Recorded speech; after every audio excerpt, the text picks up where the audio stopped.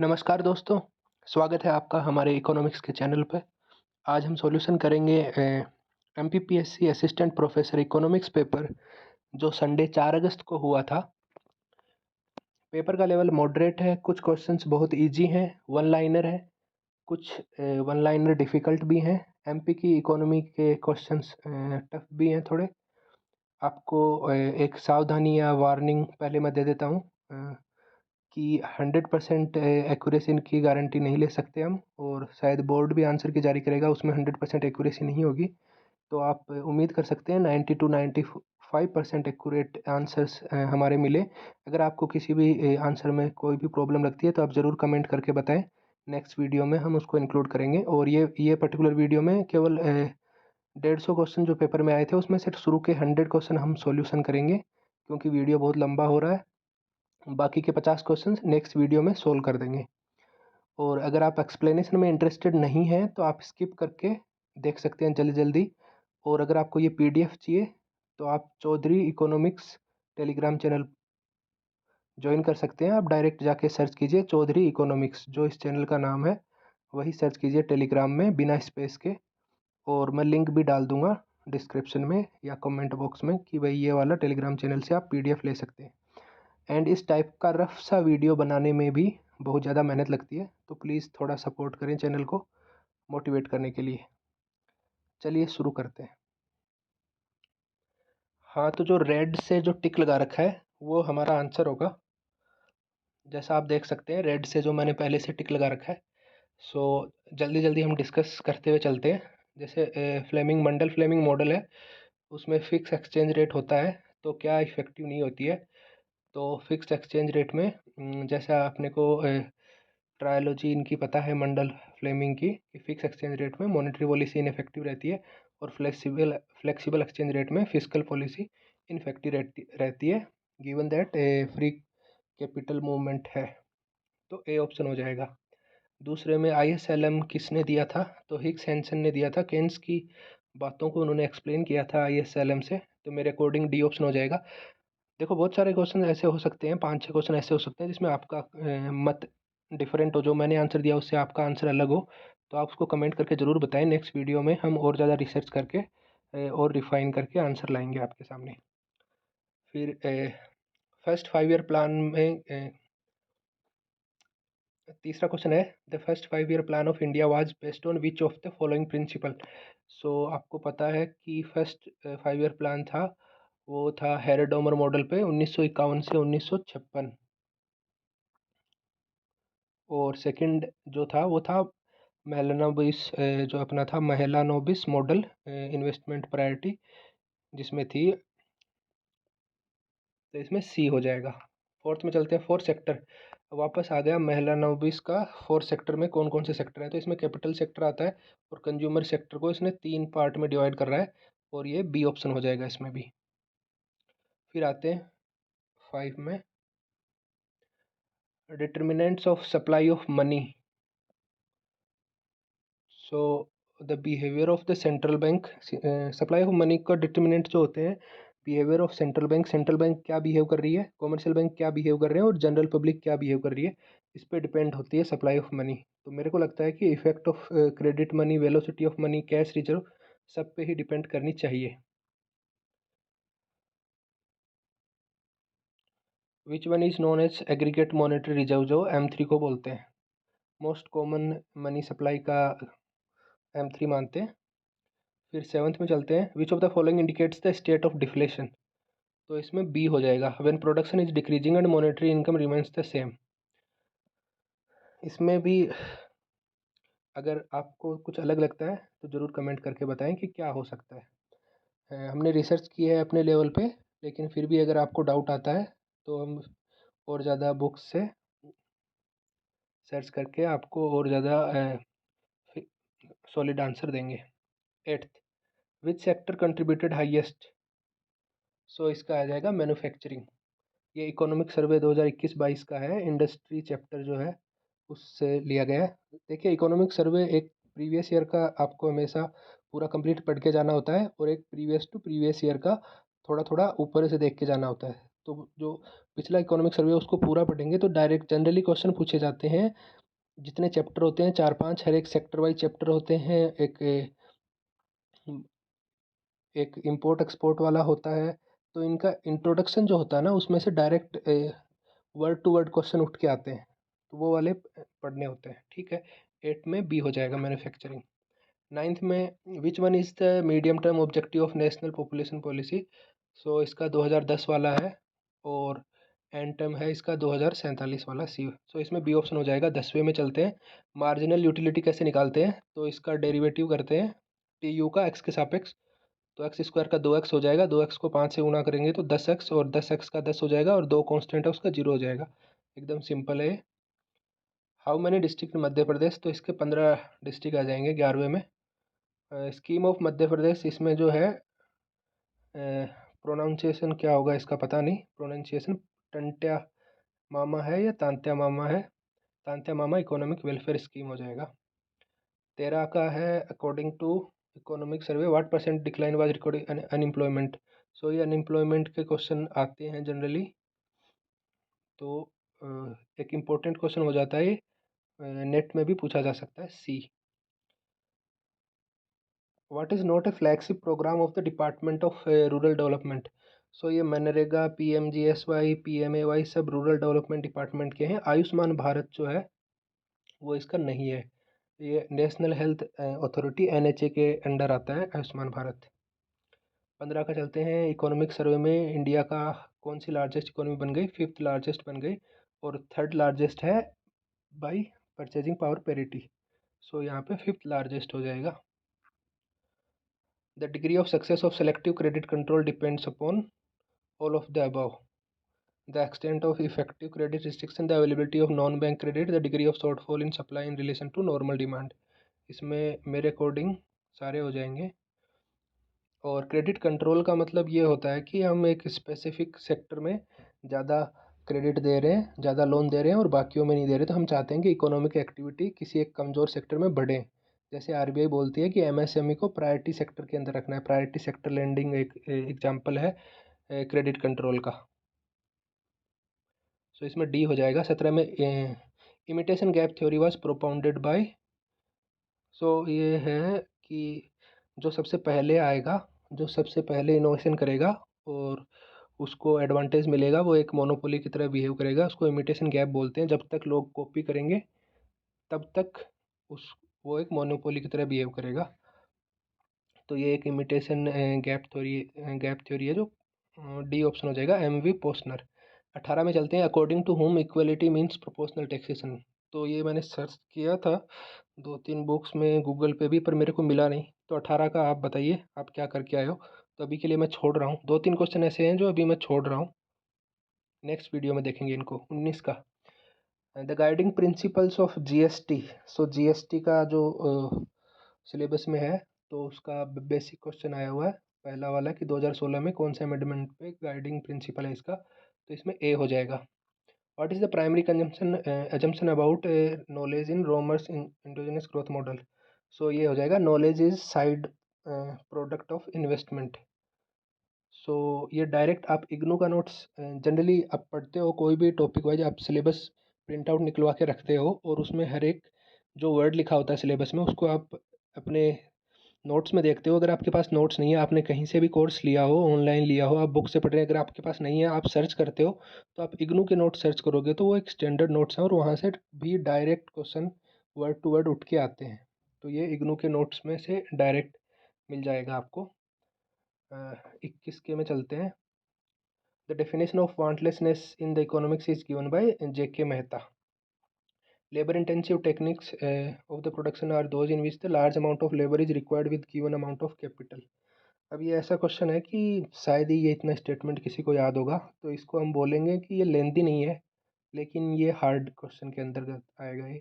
तो इसमें professor mint है, मिंट दे रखा है लेकिन इसका स्पेलिंग है MYINT।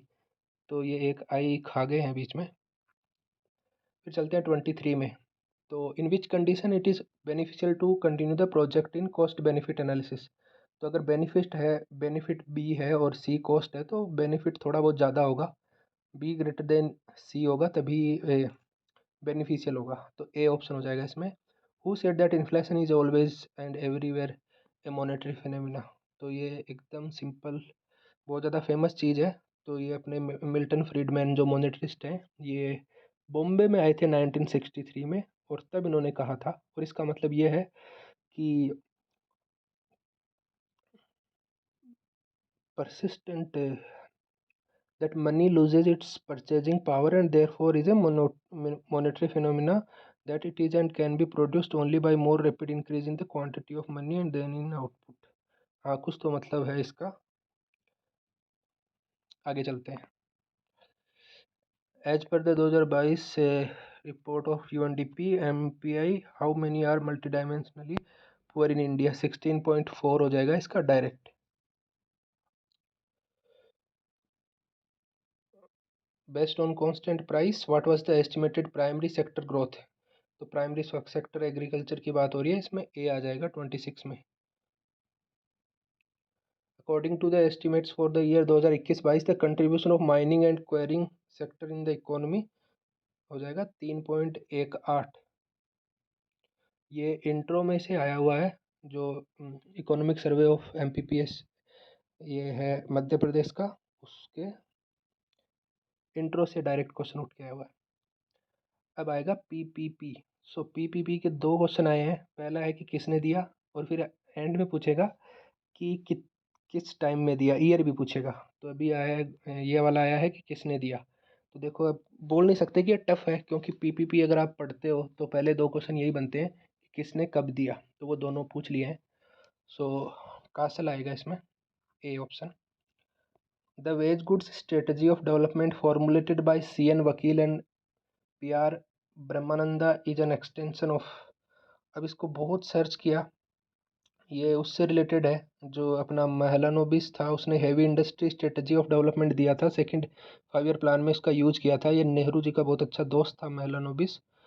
तो उसको क्रिटिसिज्म करने के लिए ये वेज गुड मॉडल लेके आए थे, और उन्होंने बोला था कि टॉप प्रायोरिटी एग्रीकल्चर को देनी चाहिए, क्योंकि वेज गुड का मतलब होता है कि वो वाली वस्तुएं जो जो वर्कर होगा वो अपनी मजदूरी से खरीदेगा। तो इनको आज की भाषा में कंजम्पशन गुड बोलते हैं। तो वेज गुड मॉडल में ये कहा गया कि प्रायोरिटी अपने को हैवी इंडस्ट्री को ना दी जाके एग्रीकल्चर को देनी चाहिए, ताकि इन्फ्लेशन ना बढ़े और विकास हो सके।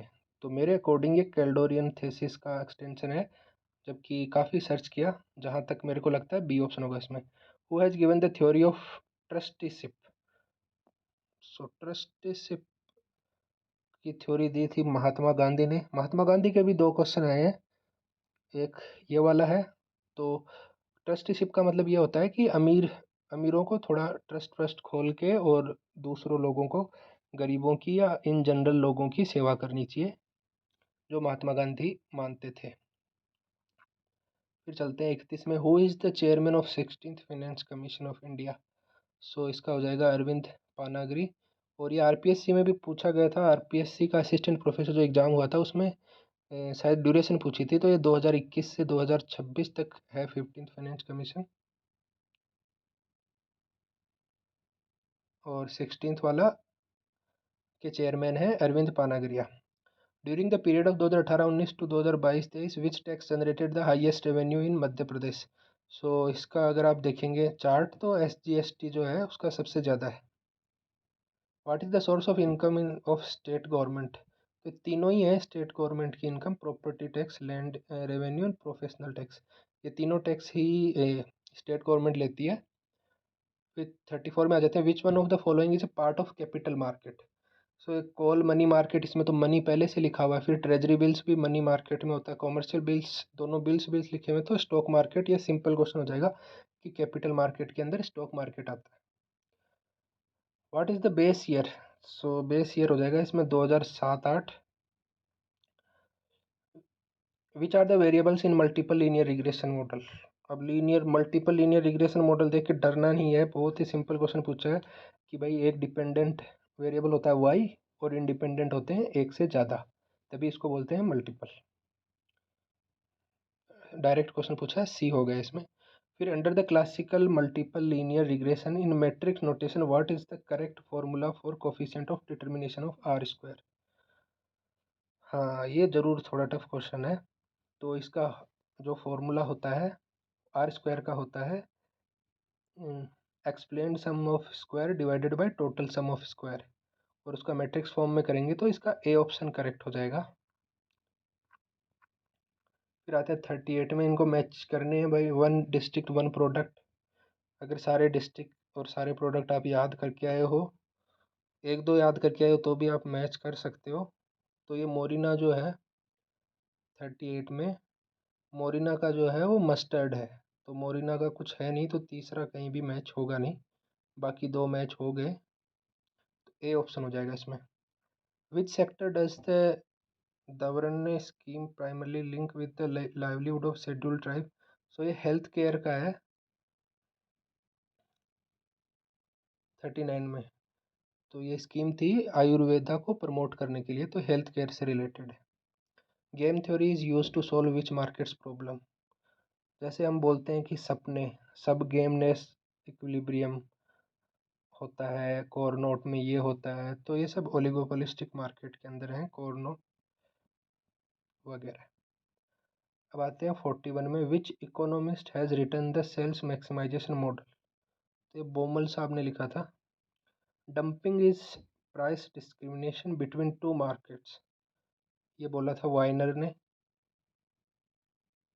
और इंटरनेशनल प्राइस डिस्क्रिमिनेशन, तो डंपिंग का मतलब ये होता है कि जैसे चाइना होती है, चाइना जो इंडिया में करती है ज़्यादातर डंपिंग पहले, कि जो कॉस्ट होती है उससे कम में बेचना प्रोडक्ट को दूसरे देशों में, ताकि उनके डोमेस्टिक मार्केट को कैप्चर किया जा सके। और चाइना अपने घर में वही खिलौना होता है वो 50 रुपये का बेचती है, और वही इंडिया में लाके 20 रुपये का बेचती है, ताकि इंडिया में खिलौने की मार्केट को बर्बाद किया जा सके, कैप्चर किया जा सके, तो उसको डंपिंग बोलते हैं।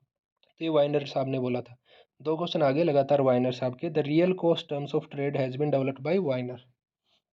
सो ये आरपीएससी में भी पूछा गया था, सिंगल फैक्टोरियल आरपीएससी में पूछा गया था।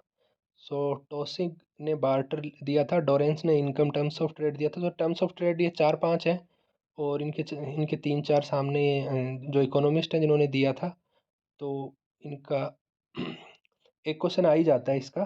तो आरपीएससी में भी पूछा था, आप चेक कर सकते हैं, single factorial terms of trade पूछा था, और यहाँ पे पूछ रहे हैं the real cost terms of trade, तो ये वाइनर हो जाएगा 43 में। Which one is not a specific scheme? So ये सबसे इस क्वेश्चन को मिलता है अवार्ड ऑफ सबसे इजी क्वेश्चन। अगर आप इसको पढ़ोगे ना तो लगेगा यार क्या है उड़ान स्कीम, ये तो अपने को शायद पता ही नहीं है। सो ये है एक्सपोर्ट प्रमोशन की स्कीम नहीं है। So interest equalisation scheme, Krishi Udan scheme, districts as export hubs, districts as import hubs. Import लिखा हुआ ऑप्शन में, तो अगर आप तुक्का मारे हो तो ज़रूर इम्पोर्ट पे तुक्का मारें, सही ज़रूर होता आपका। एक्सपोर्ट की बात करिए और इंपोर्ट ऑप्शन में दे रखा है, तो वही सी है। According to the economic survey 2022-23, India's economic growth is financial year 2022-23 has been principally led by. So ये एकदम इंट्रो से, अगर आप इकोनॉमिक सर्वे 2022-23 ओपन करते हैं और आप इंट्रोडक्शन पढ़ना स्टार्ट करते हैं, तो पहले दूसरे पेज के अंदर साफ साफ दिया हुआ है private consumption and capital formation to maximize the objective function. So एक ऑब्जेक्टिव फंक्शन है, उसको मैक्सिमाइज करने के लिए अपने पास तीन चीज़ें दी हुई है। ये भी इजी क्वेश्चन है। तो अगर आप 0 और 18 रख के देखेंगे तो 990 आएगा। और अगर आप जेड के अंदर x1 की जगह 0 और x2 की जगह 18 रखेंगे तो 990 आएगा। और 10 और 15 रखेंगे तो 1275 आएगा। और 20 और 0 रखेंगे तो 900 आएगा। 45 गुणा 20 प्लस 55 गुणा 0। तो सबसे ज़्यादा किस में आया? बीच वाले में 10,15। तो इजी क्वेश्चन हो गया। अब ये क्वेश्चन आ रहा है, what was the debt gross state domestic product ratio of Madhya Pradesh in 2022? तो ये मैंने सर्च किया, ढूंढा आसपास, तो मेरे को मिला 29%। तो क्या दिया हुआ था? 39% तो था 2005 में, फिर 22% हो गया 2020 में, डेट कम हो गया जीएसडीपी से, रेशियो में कम हो गया, पहले 39% था, फिर 22% आ गया 2020 में, और कोरोना की वजह से 22 से थोड़ा बढ़ के 29% चला गया 2022 में। और 29% इसमें कहीं दे नहीं रखा है। तो शायद एग्जामिनर खुद ही कंफ्यूज हो गया 22 और 39 के बीच, कि 22 था 2020 में और 39 था 2005 में। तो 2022 में कितना, 29, 29 इसमें है नहीं, तो आई थिंक ये क्वेश्चन बोनस जाना चाहिए। International trade as an economic obstacle in the economic development of developing countries is considered by Gunnar Myrdal. So Gunnar Myrdal का आप नाम सुनते हो तो पहला स्टेटमेंट उनका यही सुनते हो कि भाई अमेरिका डेवलप्ड कंट्रीज़ ने अफ्रीकन और एशियन कंट्रीज़ को लूट लिया ट्रेड्स, कि भाई ट्रेड से सब कुछ अच्छा होगा अच्छा होगा अच्छा करके, और उन्हीं को बहुत ज़्यादा डिसएडवांटेज में डाल दिया। ए हो जाएगा। अर्थशास्त्र किसने लिखा? ये कोई गलत करके आया है। इकोनॉमिक्स का स्टूडेंट होके अर्थशास्त्र किसने लिखा? तो अपने कौटिल्य चाणक्य, एक ही नाम है, कौटिल्य ने लिखा। According to Keynes aggregate demand function depends on consumption function and investment function. तो एग्रीगेट डिमांड क्या होता है? अपना C plus I plus G plus X minus M. तो अगर X minus M close economy हुआ तो एक्स माइनस एम नहीं होगा, और अगर गवर्नमेंट इंटरवेंशन नहीं हुआ तो जी नहीं होगा। तो क्या होगा? सी प्लस आई। सी क्या है? कंजम्पशन। आई क्या है? इन्वेस्टमेंट। तो इसमें हो जाएगा D option 50। Revealed preference theory by Samuels. अब चलते हैं 52 का। Capabilities and poverty are inter related. ये किसने बताया था? ये बताया था अमर्त्य सेन ने। अमर्त्य सेन, ये इकोनॉमिक्स में नोबेल प्राइज़ मिला है, बहुत ज़्यादा इंडिया के इकोनॉमिस्ट बहुत जाने माने माने जाते हैं। और एक और फैक्ट बता दूं अमृता सेन के बारे में, उनकी बेटी जो है वो टेंगो चार्ली मूवी में थी अजय देवगन के साथ। हाँ, तो क्वेश्चन पे आते हैं वापस। 52। सो ये आरपीएससी में भी सेम क्वेश्चन पूछा था, थोड़ा सा घुमा के पूछा था, पर ये कैपेबिलिटी और पॉवर्टी से रिलेटेड था। आरपीएससी असिस्टेंट प्रोफेसर जो 29 मई को लगा था एग्ज़ाम, उसमें भी ये क्वेश्चन आया था। कैपेबिलिटी, पॉवर्टी और अमृता सेन का तीनों का ये ट्रायंगल पूछा था। Who is considered as the father of dependency theory? So father कौन है? फ्रैंक साहब है। Portfolio balance approach presented by James Tobin emphasized specially on money as a store of value. 55 में चलते हैं। The components of total money supply in a country is currency, money and demand deposits. CC plus DD. Currency in circulation plus demand deposits. The intermediate level cooperative banks. तो तीन cooperative banks का दे रखा है। Base level पे होती हैं primary cooperative credit society, जिनको PACS बोलते हैं, जो विलेज लेवल पे होती हैं। फिर इंटरमीडिएट लेवल पे होती हैं सेंट्रल कोऑपरेटिव, जो होती हैं डिस्ट्रिक्ट लेवल पे। और फिर स्टेट लेवल पे होती है सबसे आगे वाली अपेक्स लेवल की स्टेट कोऑपरेटिव बैंक। तो तीन लेवल होते हैं, PACS, central and then state. तो इसमें थोड़ा कन्फ्यूजिंग है कि इंटरमीडिएट को सेंट्रल बोला हुआ है और मेन को स्टेट बोला हुआ है, तो इसमें बी ऑप्शन हो जाएगा। वेन वाज पीएम गति शक्ति योजना लॉन्च्ड? पीएम गति शक्ति योजना, सो ये 13 अक्टूबर को लॉन्च हुई थी, और मास्टर प्लान अप्रूव हुआ था 21 अक्टूबर को। तो 13 अक्टूबर तो दे नहीं रखा, तो 21 अक्टूबर से हो जाएगा 2021। रिग्रेशन में गुडनेस ऑफ फिट किससे निकालते हैं? तो ये आर एडजस्टेड आर स्क्वायर से निकालते हैं। इसमें दो ऑप्शन दिए हुए हैं, एक आर स्क्वायर दिया हुआ है, एक आर स्क्वायर पर डेस दिया हुआ है, और एक एफ भी दिया हुआ है। तो कुछ लोग बोलेंगे ऑल ऑफ द अबव भी हो सकता है, कि गुडनेस ऑफ फिट के लिए हम टेस्ट करते हैं, और आर स्क्वायर वो भी है, नीचे वाला भी आर स्क्वायर। तो मेरे अकॉर्डिंग एडजस्टेड आर स्क्वायर होगा। एडजस्टेड क्या होता है कि एडजस्टेड आर स्क्वायर जो होता है वो सारे इंडिपेंडेंट वेरिएबल को चेक करता है, एंड एडजस्टेड, नॉर्मल जो आर स्क्वायर होता है वो सारे इंडिपेंडेंट वेरिएबल को इंक्लूड करता है, और adjusted only for those variable जिनका एडिशन मॉडल के लिए सिग्निफिकेंट हो, और वो वेरिएबल जो परफॉर्मेंस पे इम्पेक्ट डालते हैं। तो आर स्क्वायर को एडजस्टेड आर स्क्वायर जो इसमें लिखा हुआ है आर हैट या आर बार स्क्वायर लिखा हुआ है बी ऑप्शन में, गुडनेस ऑफ फिट के लिए मेरे अकॉर्डिंग वो हो जाएगा। Who at the first who had first use the multiplier in economics? तो एक कान, आर एफ कान साहब ने यूज किया था 1931 में। केन्स ने भी यूज किया था मल्टीप्लायर, लेकिन उन्होंने यूज किया था 1936 में, और 1931 में ही कान साहब ने कुछ थ्योरी दे दी थी अपनी।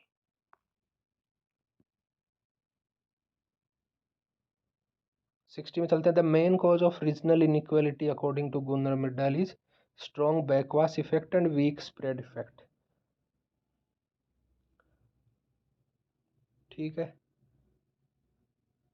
सिंपल क्वेश्चन है गुनर मिडाल का, अगर आप पढ़ोगे तो ये सही हो जाएगा B. Gross domestic product at market price, GDP at market price.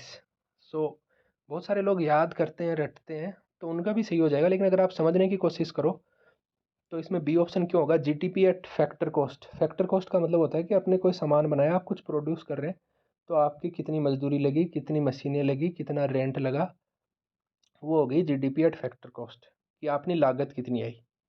उसके बाद आपने उसमें टैक्स ऐड कर दिया, क्योंकि अगर आप बेचोगे मार्केट प्राइस पे जीडीपी आएगी, उसमें टैक्स सीजीएसटी जीएसटी सब जुड़ेगा, तो इनडायरेक्ट टैक्स ऐड कर दिया। और सपोज एक कुछ सब्सिडी आपको दी है सरकार ने, तो वो सब्सिडी आप उसको में से हटा देंगे, क्योंकि सरकार ने आपको दिया, उसको हटाएंगे तो मार्केट प्राइस आ जाएगा। तो इसमें बी ऑप्शन हो जाएगा। फिर आते हैं, which one of the following is foreign trade multiplier. तो ये फॉरेन ट्रेड मल्टीप्लायर होता है। सो नॉर्मल मल्टीप्लायर होता है 1/1 माइनस MPC, और फॉरेन ट्रेड मल्टीप्लायर में नीचे जुड़ जाता है marginal propensity to import, M जुड़ जाता है। लेकिन आपके क्वेश्चन में लिखा हुआ है एम क्या है? Marginal propensity of income. Income क्या होता है? इनकम तो नीचे आता ही है, del M by del Y, import में चेंज इनकम के चेंज होने से। तो ये जो स्टेटमेंट है ना, ये थोड़ा सा M equal to marginal propensity of income, ये थोड़ा सा हवा में लिख दिया, तो कुछ ऑब्जेक्शन उठाया जा सकता है, पर अगर फिर भी डी ऑप्शन हो जाएगा इसमें। What are the 3 origin factors of development? So 63। तो ये महाराष्ट्र पीएससी में 2014 का प्री का क्वेश्चन है ये, मतलब ऐसा क्वेश्चन उसमें पूछा था, अगर आप गूगल करोगे आपको पता चलेगा। तो इसमें ए ऑप्शन हो जाएगा, जो डेवलपमेंट के फैक्टर हैं वो ऐसे हैं। बहुत सारे इसमें बेसिक क्वेश्चन, थ्योरेटिकल टाइप के क्वेश्चन घुसा के पूछ रखे हैं, बहुत ज़्यादा मेहनत नहीं करी गई है पेपर बनाने में, ऐसा लग रहा है कि कुछ क्वेश्चन है एकदम डायरेक्ट है, कुछ है आ नहीं रहे हैं क्वेश्चन वो डायरेक्ट, लेकिन हमको आ नहीं रहे क्योंकि वो पता नहीं आदम के ज़माने से उठा के दिए। तो मेहनत थोड़ी कम करी गई है क्वेश्चन पेपर बनाने में। फिर भी जिन लोगों ने एग्ज़ाम नहीं दिया वो भी इसको देख सकते हैं, क्योंकि क्वेश्चन रिपीट होते हैं। अभी मैं रेफरेंस दे रहा हूँ, जैसे ये आरपीएससी में पूछा था, एक सीजी सेट का भी आएगा जो अभी लगी थी, उससे भी एक क्वेश्चन इसमें आया है, यूजीसी नेट के क्वेश्चन भी आए हैं। तो कुछ क्वेश्चन होते हैं 5-10% जो हमेशा रिपीट होते रहते हैं। तो अगर आप इनको देखते रहोगे, एक टॉपिक पे कितने लिमिटेड ही क्वेश्चन बन सकते हैं ना, तो आप सारे वीडियो देखते रहोगे, आसपास के जितने असिस्टेंट प्रोफेसर के लग रहे हैं, नेट के लग रहे हैं, तो आपको ज़रूर फ़ायदा होगा। नेक्स्ट असिस्टेंट प्रोफेसर की एग्ज़ाम या नेट की एग्ज़ाम भी आप देने जाओगे तो ज़रूर फ़ायदा होगा। कहाँ थे हम? To correct deficit in balance of payments adjustment through exchange depreciation is known as. अब ये वाला भी थोड़ा सा डिबेटेबल लगा मेरे को कि क्या हो सकता है, पर इनकम इफेक्ट में मान के चलता हूँ कि डिप्रिसिएशन हुआ तो एक्सपोर्ट इनकम बढ़ गई, इंपोर्ट कम हो गई, तो जो बैलेंस ऑफ पेमेंट था वो डेफिसिट सही हो गया। सो इनकम बढ़ गई, तो मैं इनकम इफेक्ट मान के चल रहा हूँ इसमें ए। अगर आपको लगता है कि कुछ और ऑप्शन होगा तो ज़रूर बताएं। G20 कब हुआ था इंडिया में? तो भाई बहुत बड़ा इवेंट था G20। कब हुआ था इसकी डेट याद रखना ज़रूरी थी, लेकिन जिसको नहीं भी याद थी ना, अगर वो चारों ऑप्शन देखे कि भाई सितंबर, 3 ऑप्शन है सितंबर 2023 के, तो लग रहा है पक्का सितंबर होगा। लेकिन फिर अगस्त में किसके साथ कंफ्यूज करवा रहा है? 9-10 के साथ। तो आप सोचोगे कि 9-10, तो 9-10 आ रहे हैं 2 ऑप्शन में और 3 ऑप्शन में सितंबर आ रहे हैं, तो 9-10 सितंबर तुक्का मार सकते हैं। लेकिन ये केवल उन्हीं के लिए है जो तुक्का मारना चाहते हैं, तो चांसेस बढ़ जाते हैं तुक्का मारने के। लेकिन मैं रिकमेंड करूँगा आप पढ़ के जाओ और अच्छे से करके आओ, नेगेटिव मार्किंग है तो तुक्का ना मारे। EFF क्या है? Extended fund facility. सो ये एक IMF, an IMF lending facility established in 1974 to assist member countries in overcoming balance of payment। तो बैलेंस ऑफ पेमेंट का क्वेश्चन है ये, EFF एक्सटेंडेड फंड फैसिलिटी। अब आ गया इजी क्वेश्चन, डिमांड फंक्शन वाला आ गया। टोटल कॉस्ट दे रखा है, प्रॉफिट मैक्सिमाइजेशन करना है।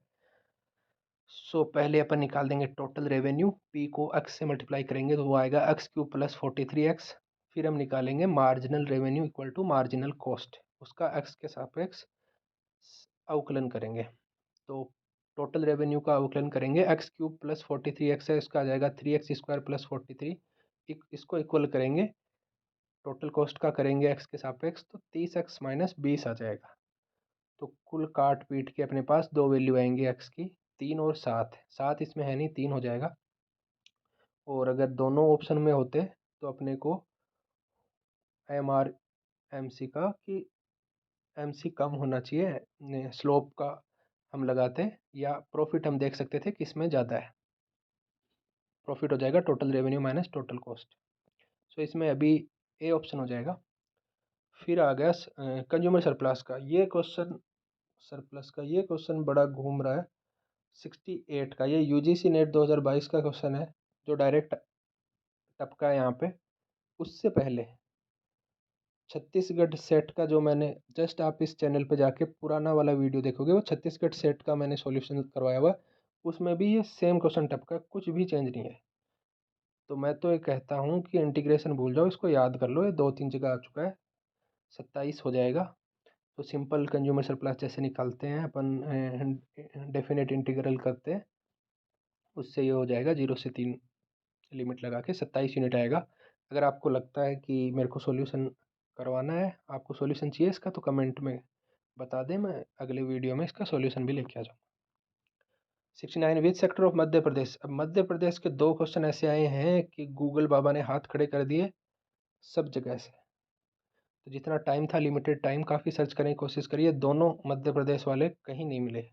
अगर मध्य प्रदेश के जो एकदम नेटिव लोग हैं, जो बहुत ज़्यादा अपने प्रदेश प्रेमी हैं, वो अगर ये जानते हैं तो ज़रूर बताएं 69 और 70 में क्या होगा। जो इतना फॉलो किए हैं, इतना अच्छे से तैयारी करें, ज़रूर बताएं।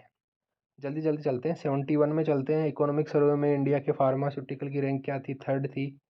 और डिस्पर्सन, ये वाला अच्छा क्वेश्चन है भाई। डिस्पर्सन में कौन से स्टेटमेंट करेक्ट है, इनकरेक्ट है? तो इसमें पहला करेक्ट हो जाएगा, standard deviation of first N natural numbers 1/12 n square minus 1 under root होता है। तो एक ये फैक्ट है, इसको याद कर लो। ये अगर आपको देखना था तो आप स्टैंडर्ड डेविएशन निकाल सकते थे, कोई भी n का n इक्वल टू 5 रख के, n इक्वल टू 4 रख के आपको निकालना आता है, उसमें रख के तो ये हो जाता वहाँ से। फिर इसमें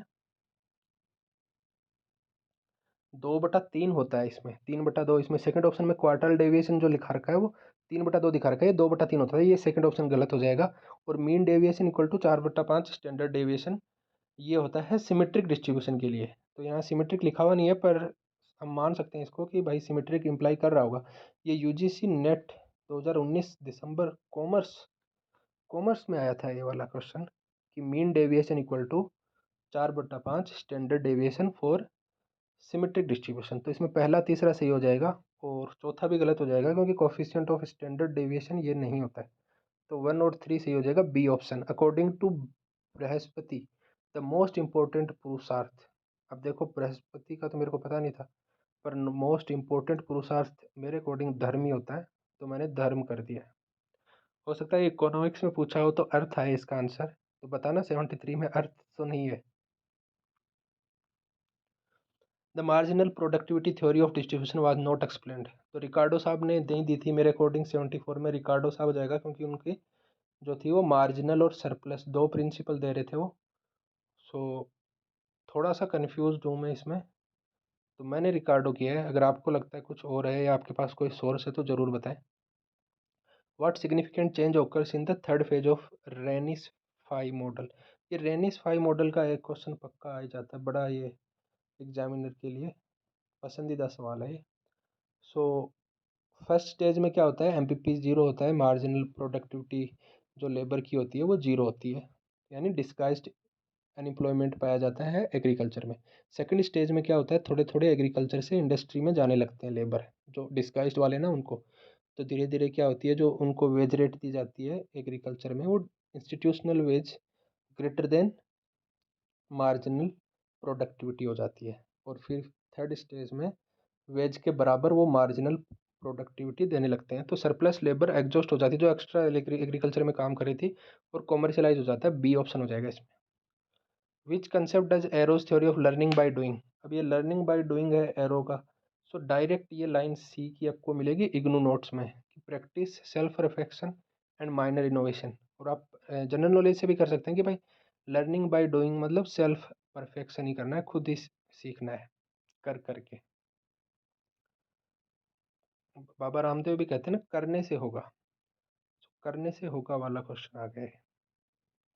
विच of the following is correct, economic welfare is part of social welfare. So economic social welfare एक अम्ब्रेला है, उसके नीचे छोटा इकोनॉमिक वेलफेयर है, उसके नीचे सोशल वेलफेयर के नीचे इकोनॉमिक वेलफेयर के अलावा भी चीज़ें हैं, जैसे जेंडर हुआ, लोगों की सोच हुई, सैनिटेशन हुआ, स्टैंडर्ड ऑफ लिविंग हुआ, बहुत सारी चीज़ें हुई, वो सोशल वेलफेयर के अंदर आती हैं, और उसमें से एक है economic welfare.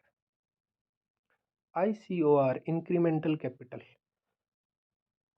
So capital required to produce an additional unit of output, ये होगी ICOR। What was the literacy rate of Madhya Pradesh, अब मध्य प्रदेश की लिटरेसी रेट हो जाएगी 69.32, बी ऑप्शन।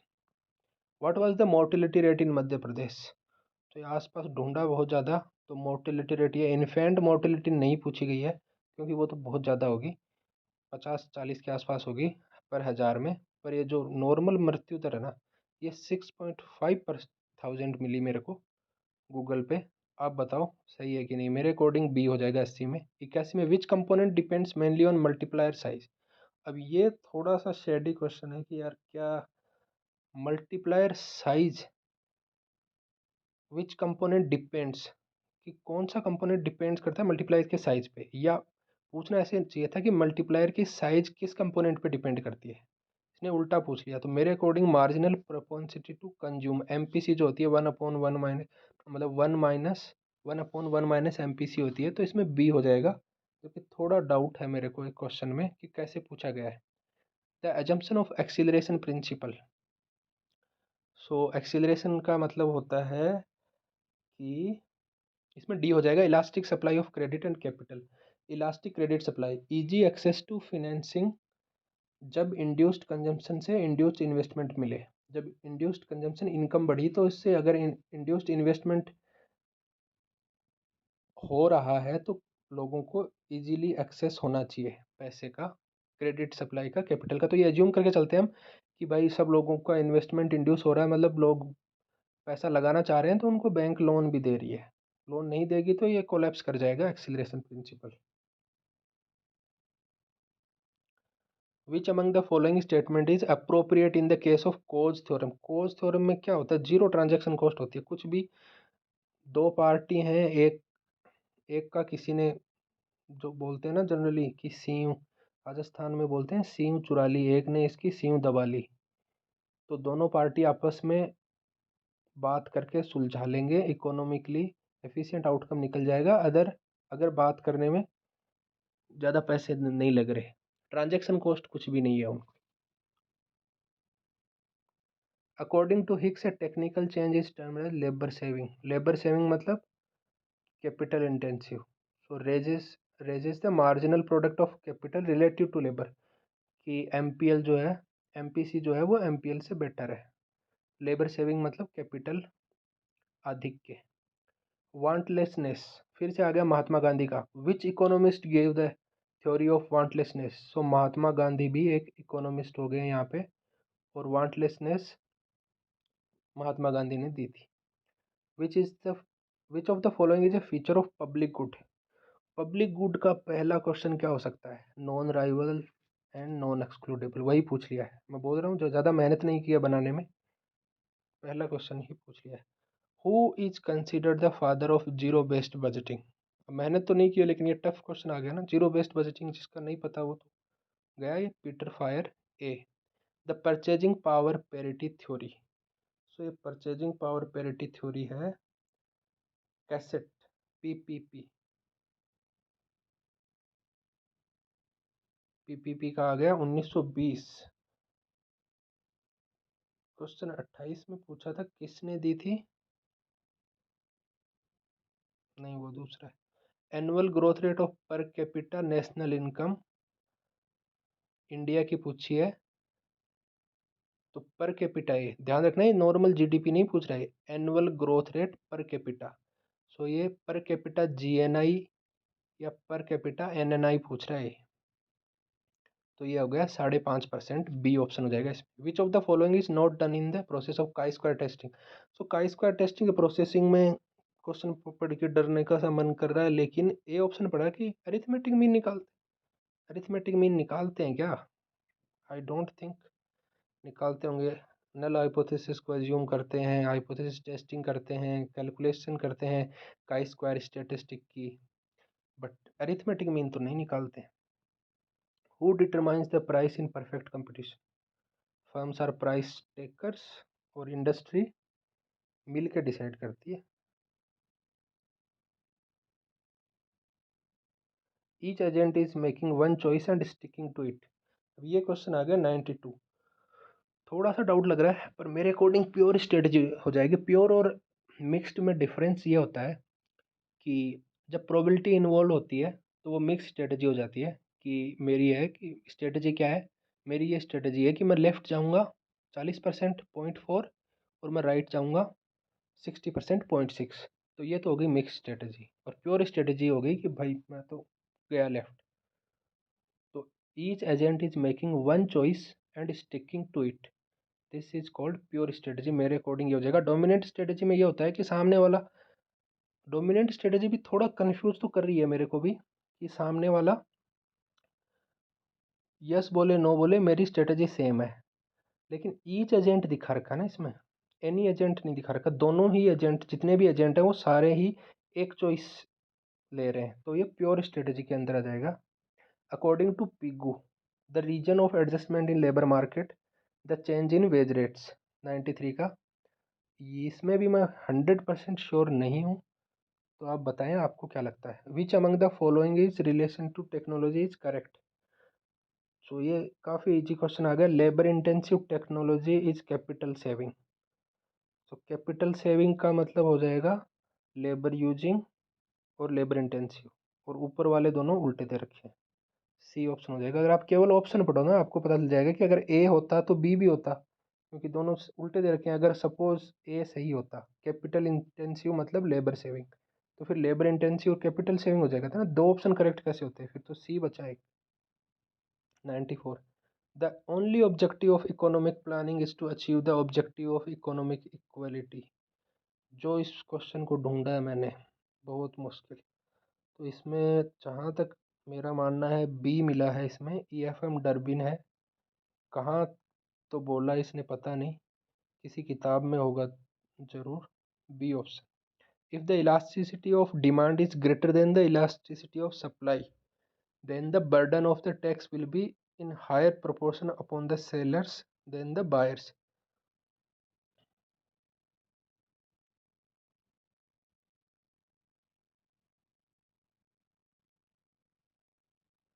हाई इलास्टिसिटी है ना। अगर इनइलास्टिक होती डिमांड, सपोज प्याज वाली टाइप की डिमांड, तो प्याज तो खरीदना है, कितना भी हो जाए खरीदना है, इनइलास्टिक बोलते हैं उसको। तो फिर जो सेलर होगा ना वो बोलेगा कि बायर भाई टैक्स भी तू ही दे, कि सब कुछ ही उस पर डाल दिया कि भाई इसको तो प्याज खाना है। प्याज मान लो, राइस मान लो, कुछ भी ऐसी ऐसी चीज़ मान लो कि जिस तो चाहिए ही चाहिए। सिगरेट मान लो, तो सिगरेट पे इनइलास्टिक डिमांड है उसकी। सिगरेट पीने वाले पियेंगे, तो निर्मला सीतारमन कितना भी उस पर टैक्स दे दे, टैक्स पूरा का पूरा ही शिफ्ट कर दिया। Burden of the tax will be higher on the buyer कर दिया पूरा का पूरा। तो वो हो गई इनइलास्टिक डिमांड। और इलास्टिक डिमांड होगी तो होगा B option. Who deserves the credit for making public data is useful and important part of public finance. So ये दे रखा है, इग्नू के नोट्स में साफ साफ दे रखा है कि तीन लोग हैं, एडम स्मिथ है, एक रिकार्डो है, और एक है हुमे, डेविड हुमे। ये तीनों बोलते हैं, वैसे भी क्लासिकल वाले हैं ये बुढ़े लोग, तो ये बोलते हैं कि बैलेंस बजट होना चाहिए।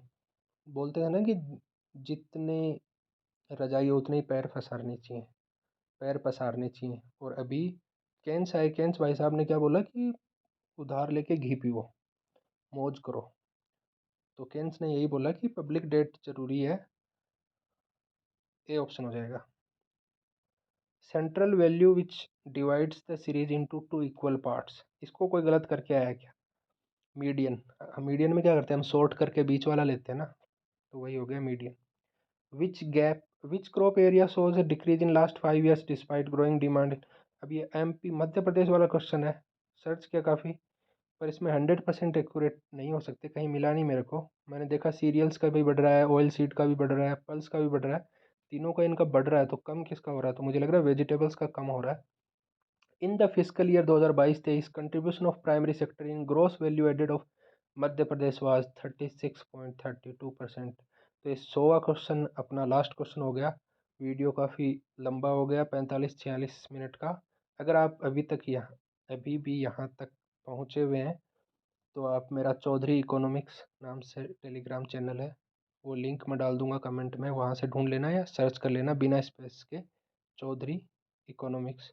उस पे ये PDF मिल जाएगा। और बाकी के 50 क्वेश्चन भी मैं जल्दी ही वीडियो ला रहा हूँ।